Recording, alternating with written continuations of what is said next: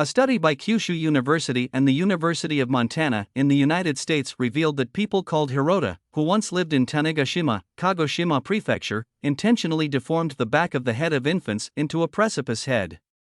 For 400 years, a group of indigenous people living in Japan deliberately deformed the skulls of their infant children, a new study suggests.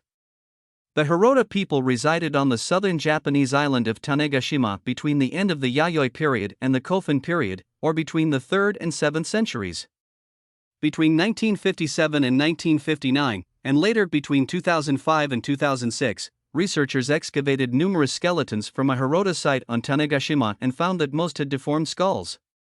Until now, it was unclear if the skulls had been deformed by an unknown natural process or deliberately misshaped via a process known as artificial cranial deformation, ACD, which normally involves wrapping or pressing an infant's skull to change its shape shortly after birth.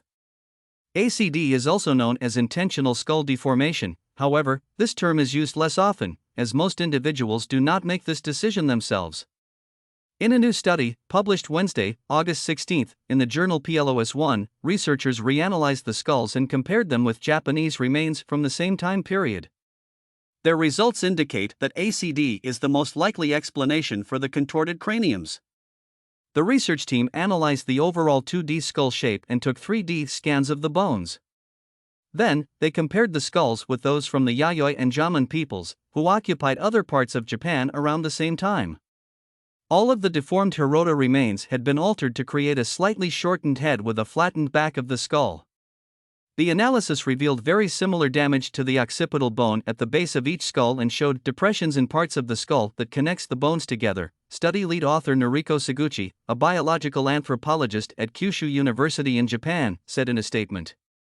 An equal number of male and female remains were deformed, and there was no difference between the sexes in the shapes of the skulls.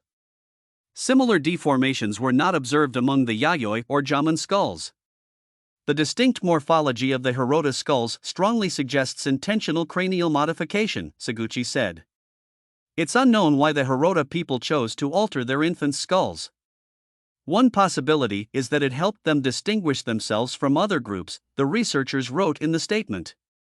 The team plans to examine more archaic deformed skulls from the region to gain further insight into why ACD was carried out. Evidence of ACD has been uncovered in many groups throughout history, including the Huns, medieval European women, the Maya, some Native American tribes, and people from the ancient Paracas culture in what is now Peru, whose exceptionally elongated skulls have been misconstrued by conspiracy theorists as evidence of aliens, Discover magazine reported in a 2022 feature on ACD. ACD is still practiced today, primarily in the Pacific nation of Vanuatu, where individual skulls are deformed to appear more similar to one of their deities, who is depicted with an elongated head.